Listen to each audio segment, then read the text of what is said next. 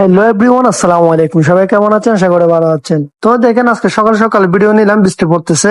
তো ভাবলাম একটু বাহির থেকে ঘুরে আসি, বাহিরে দেখে আসি পরিবেশটা কেমন এবং কতটুকু পানি উঠছে, এসব একটু দেখে আসি এবং আমিও ঘুরে আপনাদেরকেও দেখাই। সেই জন্য ভিডিও শুট নিয়ে নিলাম। দেখতেছি, দেখে ভালো লাগতেছে, মনোমুগ্ধকর পরিবেশ, হালকা হালকা বাতাস, এদিকে বাতাস, তারপর পানি উঠছে, দেখে একটু সৌন্দর্য লাগতেছে, ভালোই লাগতেছে। তবে আমাদের ভালো লাগলে অনেকের এই কারণে এই অবস্থায় হয়তো বা আমাদের ভালো লাগতেছে।